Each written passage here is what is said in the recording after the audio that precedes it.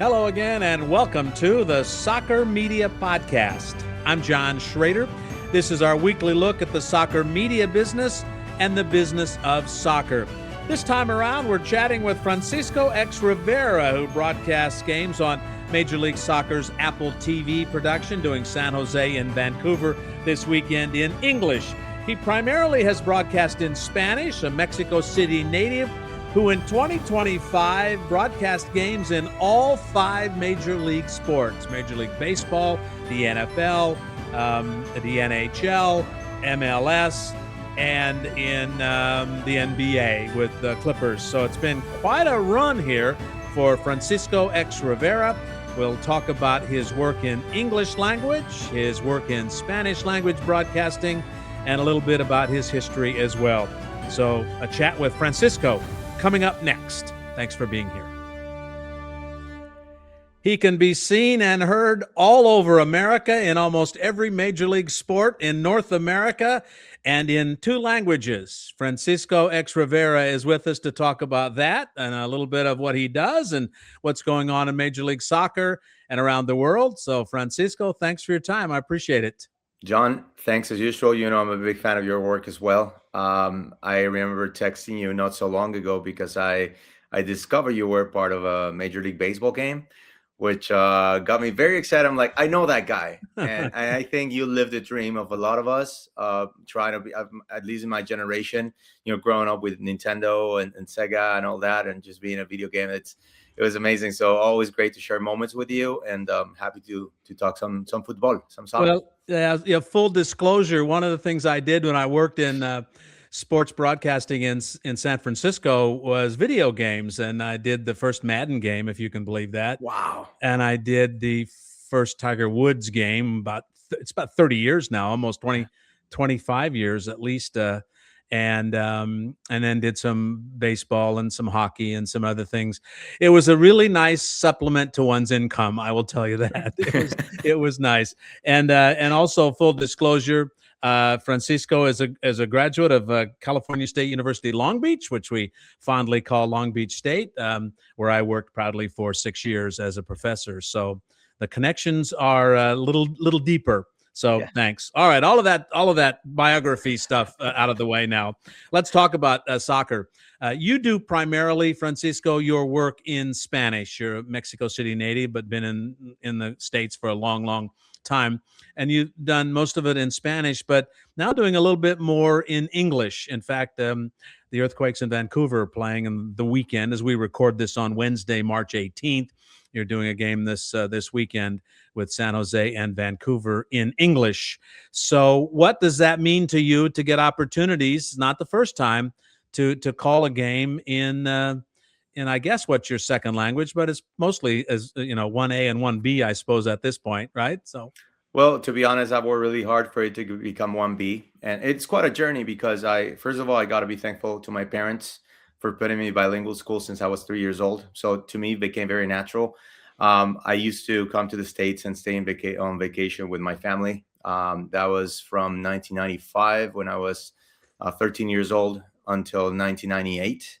And then in 1999, I decided I wanted to come live with my cousin in Los Angeles and, take a shot at broadcasting baseball and also playing soccer in high school, perhaps college, perhaps pros. Unfortunately, that didn't pan out, but the commentary thing did pan out, which is great. So I tell everyone that, you can be an English speaker, but at the same time, being an English broadcast speaker, that's a whole different language, right? You really have to enhance what you know, your skills. And I've always really tried to be better at my craft, trying to compete. And obviously, as you know this, working in Los Angeles is not easy. Everyone around the world wants to come here, from across the US to Latin America to Canada to Europe, and everyone wants to compete in Los Angeles. So for me to be able to stay relevant within the market, I've really had to work at my craft. And obviously, when I was able to cross over to the English language side of business, I started working with Fox Sports as a sideline reporter for Mexico national team games, Gold Cup, Copa America, etc. And then, I asked for an opportunity to call games in English, and I started doing FIFA Club World Cup. I started doing Mexico World Cup games in the U20s, U17s, women's, etc.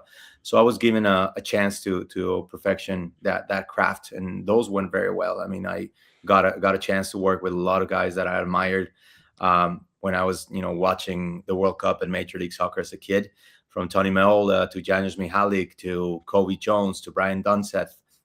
On the women's side, Angela Hucles, so many Kendra St. Aubin, so many great co-commentators that I've had. Then I started doing Liga MX for Fox as well in English, and I work with Kurt Onalfo, who's now the general manager of the New England Revolution. Dan Kennedy, who was a goalkeeper, you know him very well with Chivas, Galaxy. Yeah, a lot of great co-commentators that I got to work with, and now I have the chance to keep on doing it in English. I remember my first game with MLS in English was 2 years ago. It was Dallas and Colorado, and I worked with someone that I admire, and we become, if not the best of friends, good buddies. Warren Barton, who I actually worked with at Fox. We did a FIFA Club World Cup together when my favorite club of Mexico, Club America, played against Jeonbuk Hyundai Motors of Korea. And that was special. So to get to work with him again was pretty cool. And now I get to do it with someone that I know well, because I've been in Vancouver. I was counting the games right now, almost 20 times since we started this venture with MLS. Paul Dolan, who was a Canadian World Cup goalie, and he actually got to debut in Mexico in 1986. And, we share stories about his time there when he played in León, in Irapuato. And so we become good buddies as well. Every time, I'm on the road in Vancouver and we're calling games, or whenever we're in Toronto together. So it's been not only a great experience for me, but also then again, the stories that I get to share with my colleagues, or with the people that I admired who are now colleagues. That's just priceless. Not to jump in it too deeply or too technically, but in calling a game in Spanish and in calling it in English, what differences are there? What kinds of challenges are there for you to call the game in different languages? So I come from a background where play-by-play in Spanish is super detailed. This guy passes to that guy, the other guy passes to that guy, and we have a throw-in, and the throw-in comes in, and this guy switches direction to the right side, etc. And the coach is yelling, etc. It's super detailed, super fast, super detailed. So I believe that the TV guys in Mexico picked up from the radio guys. So it's super detailed. When I first got here, and you made the Long Beach reference, my first job was calling baseball for Fox Sports Español, which is now known as Fox Deportes. My director and producer then, Cesar Sutil, who is from Spain, and we become really good friends and also business partners in some ventures. Cesar recruited me to call La Liga and the Premier League in Spanish for DirecTV Latin America. So there was a point when I was the voice of the continent for those two leagues, which was incredible because I was still going to Long Beach State at the time. Mm-hmm. I had just turned 24 years old. I was going to college, and the studios were in Long Beach. So sometimes I would go to class, finish class, and go to the studios and do voiceovers, or sometimes we'd have midweek games every once in a while. So that was a great experience. The reason why I bring this up is because Cesar told me to let the game breathe, to let the Nat sound talk for itself, to feel the audience. And even though we were doing games remotely, if you're, listen to a game in Barcelona or in Madrid, the audience speaks for itself every time. So I learned not to call everything. And I learned also that, you're watching a game on TV, or your tablet or your phone now, and the actions speak for themselves. So you need to have that mix.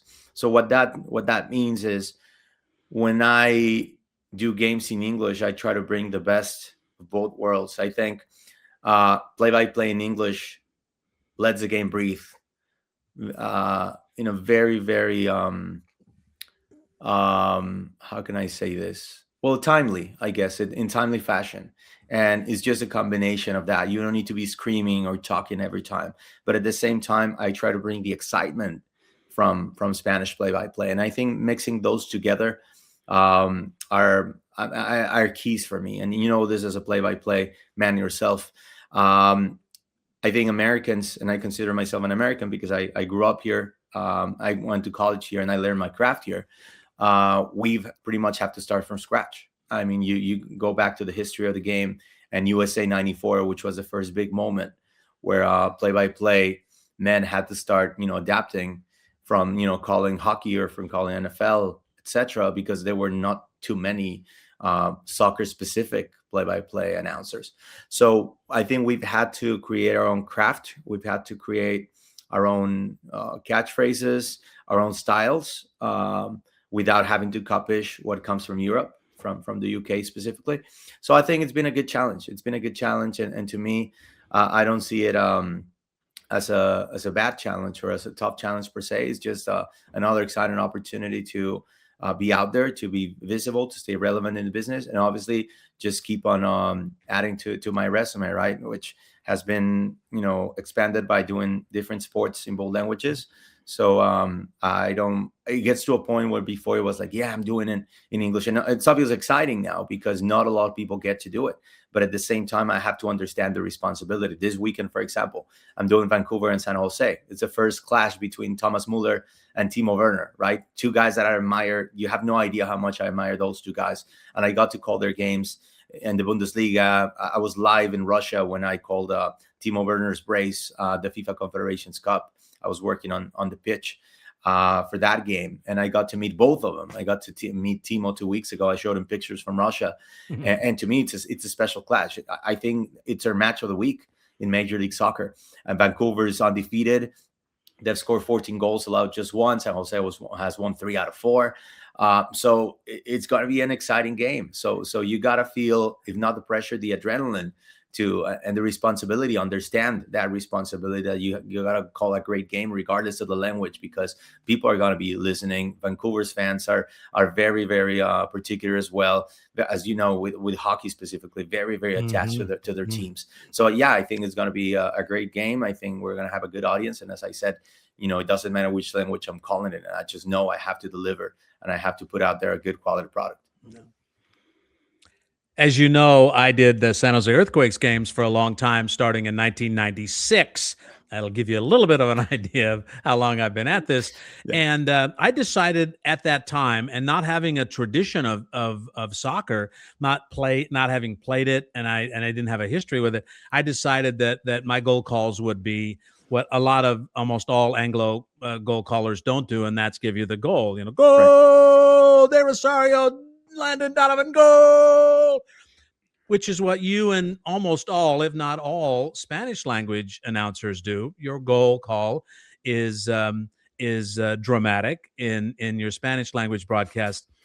Would you keep that in the English language, even though it's sort of not accepted as the standard of the Anglo broadcasting world? Does that make sense? Yeah, I've done the goal thing. A lot of times I say count it in, or he puts it in, or even I mean, talking about doing my first game in Canada, I think that his course can be very, very proper, very ad hoc, and obviously I'm not a newbie at it. I've been doing hockey for 8 years, so I've fallen in love with the game, and I understand the responsibility. I've been to Canucks games, and I know just what it means to Canada, right? I actually had a nephew who was born and raised in Canada. He played all the way to U18s with the Canada national team. So I understand the responsibility of what hockey means to the audience. So that's something I really thought about. Like if the Vancouver Whitecaps score, I think that his scores could be proper, could be very ad hoc. So just I'm gonna keep it there just as consideration. But yeah, it also depends. Like I've used a goal call before. And it really depends also on the moment. For example, how long do I keep it? How long do I go for it? Is it he scores, what a goal, or is it a goal? Because sometimes you have most likely going to be almost packed this weekend, because then again of the Muller versus Werner matchup. So we expect a good crowd there. Also, the Vancouver Whitecaps, as I said, are playing really well. They're the conference champs. So, if it allows and the crowd is loud and the moment is proper, I could probably just let it all out and go for it for a few seconds. I don't mind at all. It's part of my my heritage. It's part of my background. So it's not that I'm really trying to impersonate anybody, or it's just me. and I guess it's gonna dictate how it goes. I also have to be respectful to my audience, but then again, it's not something that I'm just creating or starting today or will be starting tomorrow. Yeah, that's great. So you have done all the major sports. You do the Atlanta Braves in Spanish now. Yeah, We're going into your second year, I believe. Been doing hockey, LA Kings, as you mentioned, for the last 8 years. Worked with the Clippers as well, and you've done NFL yeah, as well, correct? yeah, All in Spanish, right? correct. So, how do you kind of keep all that sorted, and how do you have I guess I'm frankly going to say, Francisco, how do you have a real life when you spend almost all of your calendar broadcasting?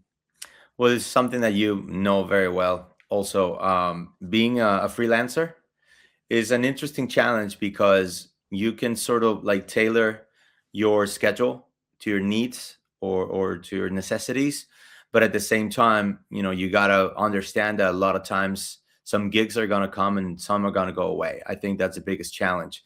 One of the things that I've liked about this is that I get to travel, and I've really had the chance to spend some of those times with my family, particularly with my wife and my dad, and just travel across the US and travel to Europe. My wife got to go with me to the Confederations Cup in 2017, and we had an awesome time in St. Petersburg, in Kazan, in Sochi, in Moscow. And those things are the ones that you really value. There's times that we can travel more than others. MLS has allowed me to also, get to travel with my wife. I remember my very first game was actually in Vancouver. So Vancouver has a special meaning to me because I was counting, I've done almost 20 games there. And my very first game was there. So I got to do the first MLS on Apple game in Canada, which was very special. And I remember taking my wife there. We stayed for like 3 or 4 days and played in the snow, something we're not used to, obviously. Went to different places. Then during the summer, I had games in Vancouver and Seattle. So she went with me as well. And, we took one of those, not a cruise, but we took one of those ferries to from Seattle to Vancouver, where no, I'm sorry, you know what? No, we drove, I think, from Seattle to Vancouver, and then we took a ferry from Vancouver to the island Mhm. to is it that's where you have the famous Empress Hotel. And I just blacked out for a moment, but we went to the island, had a great time there. And that's one of the things that my job allows me to do. That sometimes, a lot of people can't spend time with their families because they're traveling. But with me, with the flexibility that I've had, I've been able to integrate my family into this, which is very special. There was a time during the Gold Cups that I did with Fox Copa America that my dad would be following us. He would travel from Mexico City and he'd be following us to every city. So we had great times. And I mean, I think as a big music fan myself, I think probably the pinnacle of that was being able to go to Broadway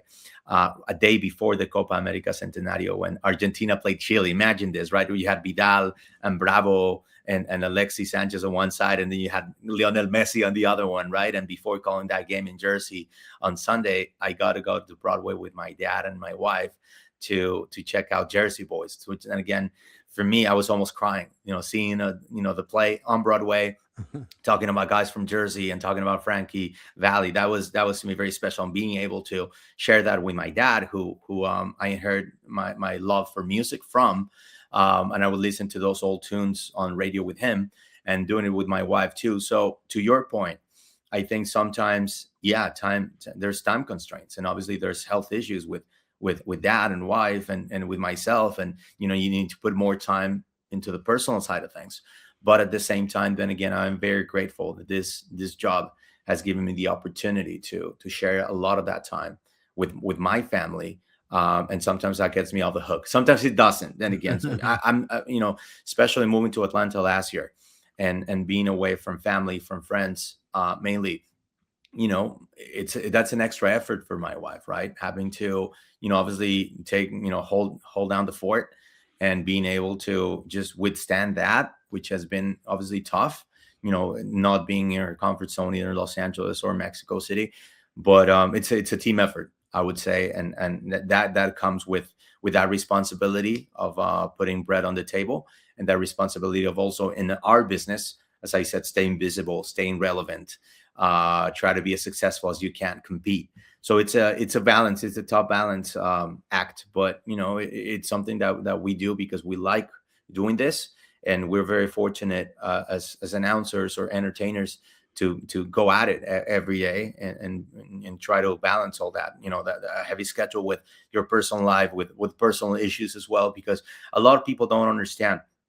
As a play-by-play announcer or a TV host or a singer or an actor or a musician, you don't know if your kid got good grades at school and he got expelled. People don't know if you got in a fight with your wife. People don't know if you have a family member that's sick. So we got to go out there and put on a smile. Even if we're on radio, we got to smile on radio for that to be transmitted, right? So it's I think that's one of the tough parts of the business, just balancing that personal life and the issues that you might have behind closed doors, to be able to put on a smile and entertain people. And when you were doing, I mean, you and I were talking off the air and started counting how many games I did last year, which were about 125 baseball games, about 20 NFL games, about 30 MLS games. That's about 175. Second half of Clipper seasons, about 40 plus games. MMA, so you're talking about 250 events at least. So you're working pretty much every day of the year, and it's then again finding a way to balance everything and keep everyone happy. Yeah. What is your World Cup? Should have asked you this. Do you have any World Cup duties this year? Not because of baseball. So I was at a point where I don't want to overcommit because I'm committed to the Atlanta Braves. There has been an approach and where I like to do something, and there have been some conversations which I can't disclose yet, but I might be having a limited role, but doing something within the World Cup, which I'm excited to do. It's funny, man, because when I was 12 years old, during USA 94, before USA 94, I was about to come to the States during the summer and stay with my family. There was a technicality at the time with my passport, and I couldn't travel last minute, which broke my heart. Mhm. Without getting into details, let's just leave it there. There was just a technicality with my passport, and I couldn't travel.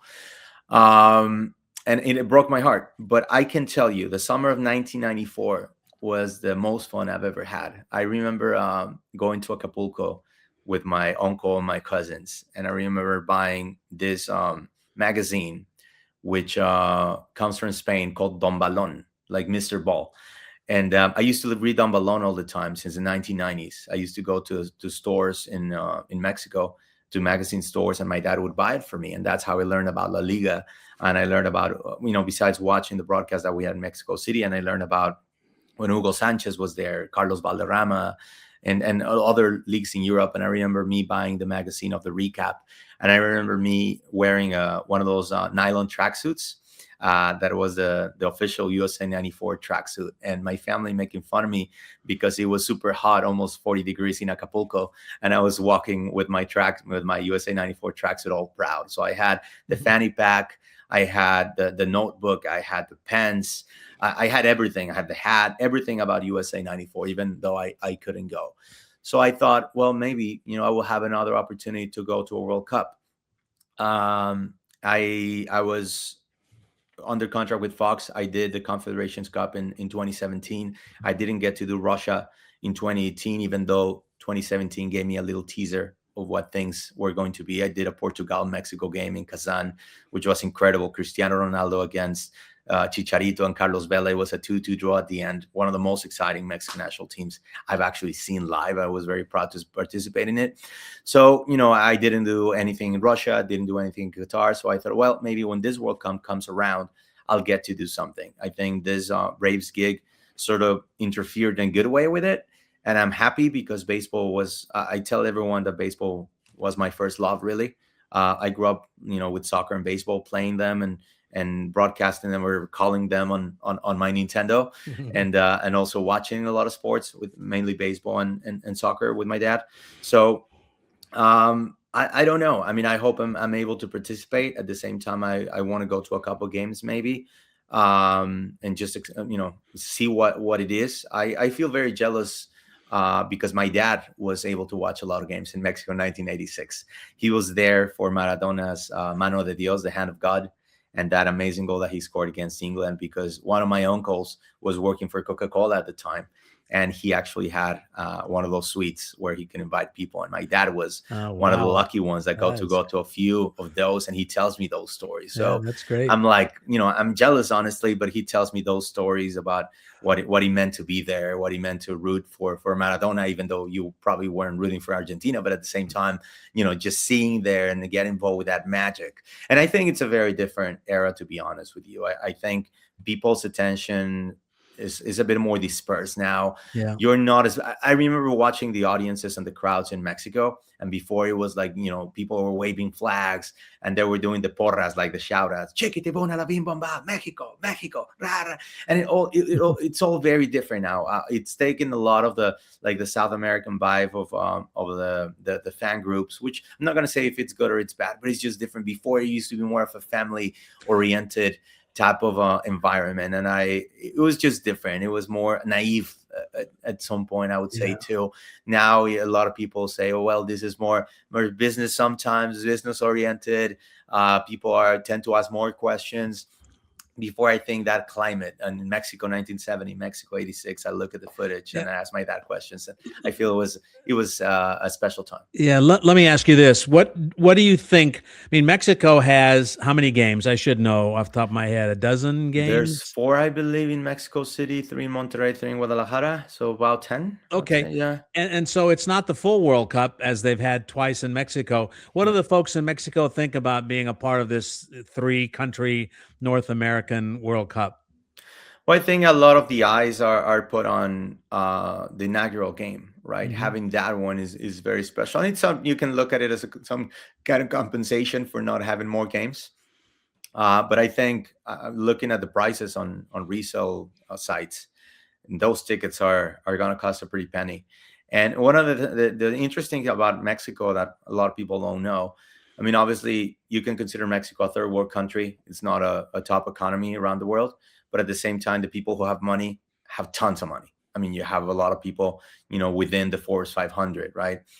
So there's money to go around. And people, if I saw resale prices at Estadio Azteca, now called Estadio Banorte, going for $4,000, the cheapest ticket on a resale site for the inaugural game, and then the most expensive one being like $20,000. And believe it or not, people are going to pay it. I mean, you might think, well, it's Mexico, it's not a top economy, but there's a lot of money to go around, so people will pay it. And it's you can think it's supply and demand. I also have my wife's cousin who's working as one of the PR directors for the Guadalajara site, and we talk every once in a while. They're so excited organizing events, working with legends, finding ambassadors. And also people in Monterrey as well, super excited to have some games. I know probably it's not what you expect, right? You probably expect to have the bulk of games. And I think it's an interesting collaboration within North America. Now going to Vancouver, this is going to be my first time this season.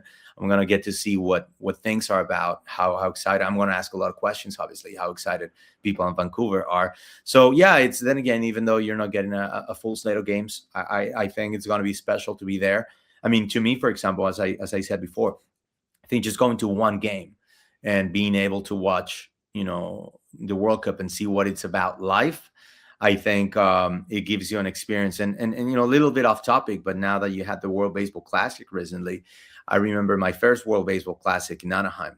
I went to Japan and Korea, and I saw 20,000 Japanese fans on one side, 40,000 fans or 20,000 fans from Korea at Angel Stadium. And I was like, man, this is awesome. This is what I want to see whenever I go to a soccer World Cup. And then I saw U.S. Mexico, and it was the same thing. 20,000 fans rooting for the U.S. on one side, 20,000 Mexican fans with drums and with trumpets and everything. And I that's how I picture it, right? Even though I haven't been able to go. As I said, the 2017 Confederations Cup gave me a teaser of what he was. In Russia, packed stadiums, a lot of people traveling, not as many, obviously, as they would for a World Cup.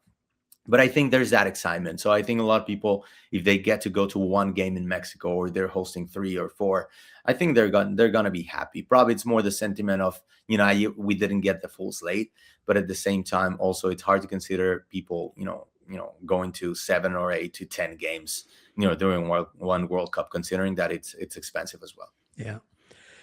Do you ever, and this isn't intended to be too personal, but do you ever feel like, Francisco, that you are kind of an example of what America is in the 21st century? You're an immigrant, you're an American. You work in Spanish language, you work in English language, you work in almost all at one point all of the major five leagues, if we could call them that. Do you ever feel like maybe, this is kind of who we are, and I'm sort of a representative of who we are in this country? It's a very interesting question, and yeah, it gets personal because I don't feel that I am the quintessential Latino that had to cross the border and find opportunities. And that's not demeaning, or it's not that it doesn't speak highly about myself, but I was very, very fortunate about growing up, if not rich. We were a tad above middle class, and I had the chance to, come on vacation to the US and spend time with family. And at the same time, for example, when I went to Long Beach State, my cousin who did real well in real estate here, who was the first one of our cousins who was born here in the States, and he did real well with real estate, and had, I'm not going to say plenty of money to go around, but did very well for himself. He was the one who sponsored me to get my admission and all that process, which is tough for an international student to be able to go to school in the States. First El Camino College, then Long Beach State. So I can tell you, I was not that person who had to come to this country illegally, which unfortunately for a lot of people, that's the reality of things. They have to come from a ranch or from a farm without electricity, without power, without even a floor or a roof.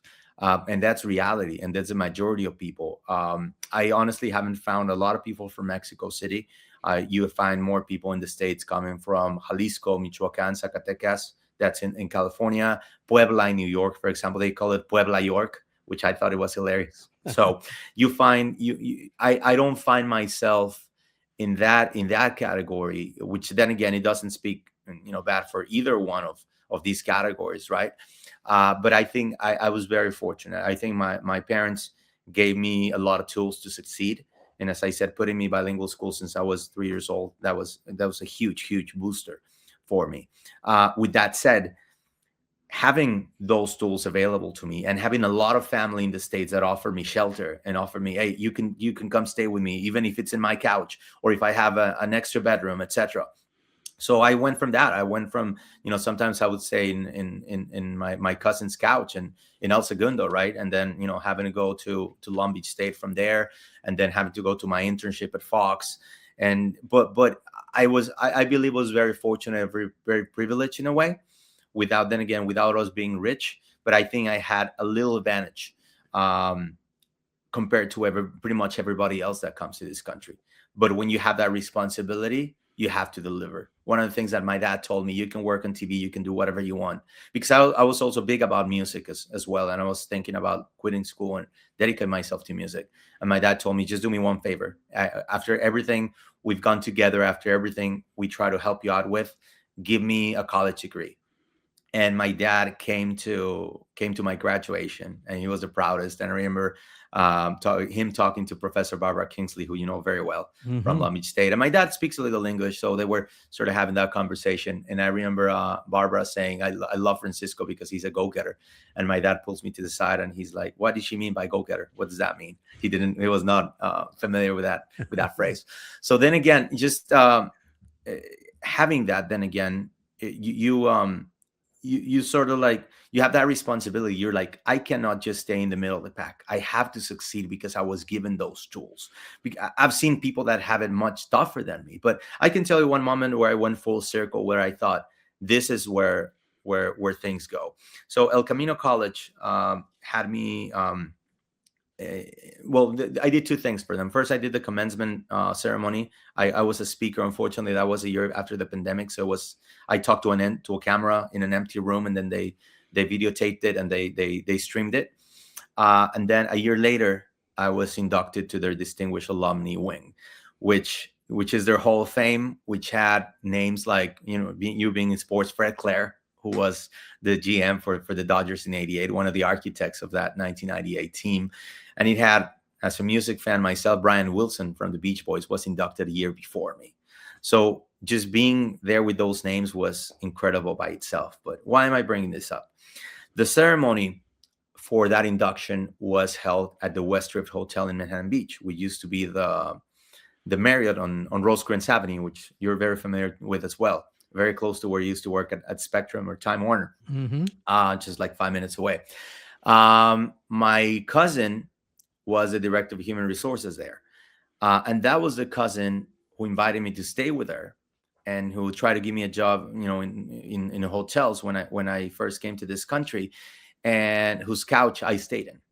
And I did mention that how life goes full circle, where, I was staying in my cousin's couch in El Segundo. Now she's working as a director of HR at this hotel. And now I'm in this ballroom within this hotel, talking to you guys and explaining how happy I am to be included and inducted into this distinguished alumni wing within El Camino College. So it's really how life goes full circle. And then again, this has nothing to do against me, or I'm not saying I had it easy, because I did not. I mean, nothing was handed to me in a silver platter. Even when I was staying on my cousin's couch, I still had to pay rent. I still have to go out there, get my own food. I was really there just to sleep in the couch, but I really had to go out there and explore and do my own things and try to become someone. And I'll give you another tip. My cousin, Angelica Rivera, she was recently the First Lady of Mexico. And before being the First Lady of Mexico, she was one of the biggest actresses in Latin America. When she was doing her novelas, her soap operas, and they were airing from Televisa to Univision or Univision here in the States, sometimes her ratings were higher than Monday Night Football in Los Angeles. That's how big she was. And before deciding to come here to the States when I was 17, she knew how much of a sports nut I was, and she knew how much of a sports nerd I was, and my memory and the facts that I memorized, etc. And she asked me if I would consider staying, because she thought it'd be better for me, be better for my dad, because it was the two of us, my dad. It was really the two of us, my dad and I, since I was 12 years old. She's like, I can probably get you whatever job you want if you want to stay in Televisa, and you can have a huge growth from here. I know you're talented. I can help you. And I was like, you know what? I want to go to the States. I'm a huge baseball fan. I want to go see Dodger games. I eventually want to broadcast games for the Dodgers, etc. I wanted to give this a try. She understood. And to this day, she has been incredible to me. She's a great support, great role model. But then again, it's what I'm trying to put across.